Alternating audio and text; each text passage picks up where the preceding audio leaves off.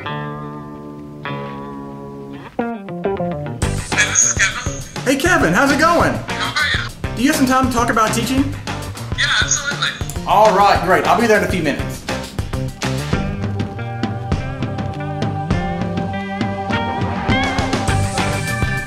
Hey, how's it going, man? It's a long walk from my office to your office. Yeah, I appreciate you coming over. All right.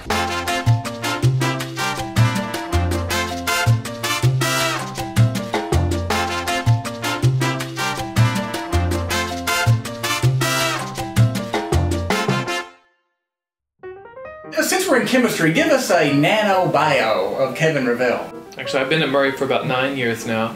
I came up most recently from Florida, and I am happily married and have 3 kids, aged 20, 17, and 13, and my first grandchild on the way.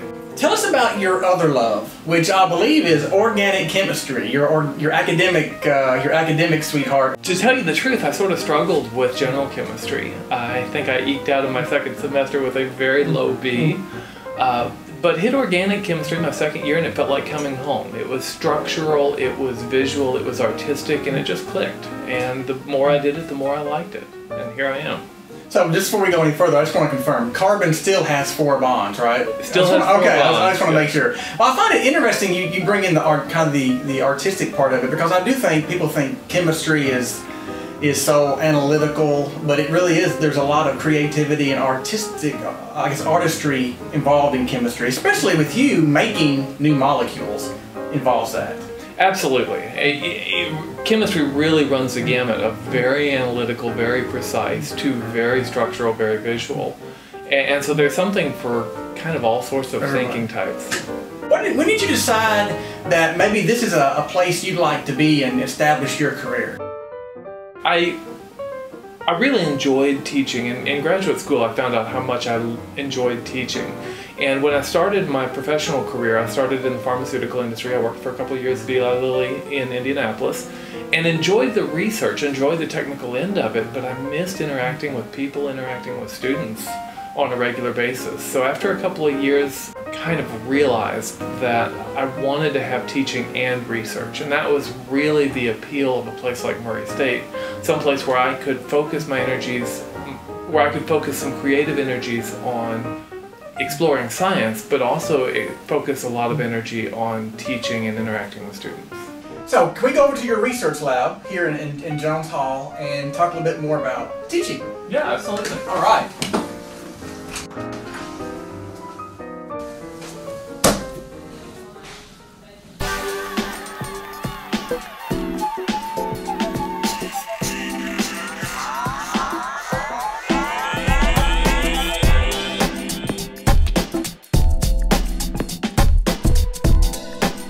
All right, so we're in your research lab at Jesse D. Jones Hall here. We also call the chemistry building. Tell us a little bit about your research that you conduct in this laboratory. Sure, absolutely. My area of research is functional organic materials, things like organic semiconductors for use in thin film transistors or organic solar cells. Also moving into some research involving ionic polymers. Okay. So how many students have you mentored in research since you've been at Murray State, primarily in this laboratory? I've had about 26 students come through. That's a mixture of undergraduate and master's degree students. Okay, wow. And so you take freshmen, sophomore, junior, pretty much through the undergraduate years? Usually I'll have students come in at the sophomore or junior level. It's nice if they can stay for 2 years because there's a learning curve associated with really getting into the lab and learning to do it well. Have you found some students in your classroom that is connected to the subject and come to you and say, hey, I want to know more about this? Yeah, absolutely. Sometimes, I think everybody as people go through their college experience, they find that one topic, that one field that interests them. And so you can kind of see that happen with students in, I think, any class. Certainly within the organic class, not everybody is going to be fascinated with it. Why is totally beyond me. Right, I don't get it. I don't know, everybody loves chemistry. But right, anyway. but there are those who just really connect with it, the way I did. I got you. And those students a lot of times will ask to come do research in the lab. So this leads me to a question that I'm very interested in. So, do you teach in here? Absolutely. I think textbook chemistry is great, it's important, but it presents a really tidy version of the cognitive mess that is science. Right. We come into the laboratory, we don't have an answer to a question. We have to figure out what is the question, how do we solve the question, and then we devise these experiments, and experiments are messy. A lot of times they don't work. And so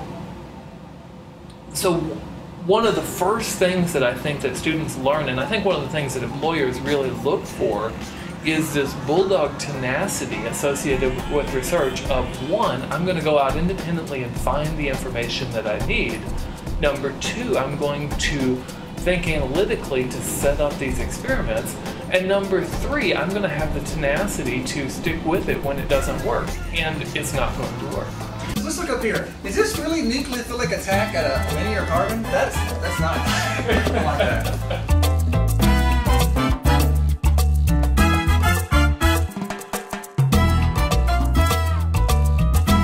So I'm working with Robertson Company Publishers to develop a new introductory chemistry textbook. The idea behind the book is that it will be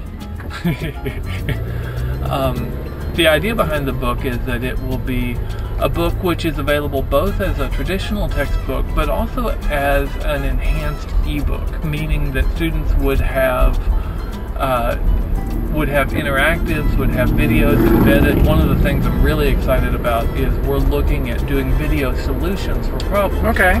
So, for example, I remember as a freshman staring at chemistry problems in my dorm room trying to figure out, where did the two come from? Why did they use this piece in this solution?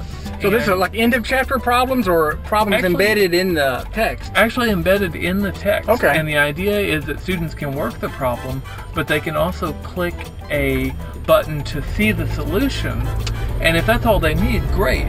But if they need more than that, they can actually click a watch solution button, which will enable them to watch a video narration and kind of a tablet presentation as somebody walks through the problem and sort of articulates the thinking as they go. Okay, so they'll see the screen and a pen and you working and talking through how to solve a problem. That's right. I got you.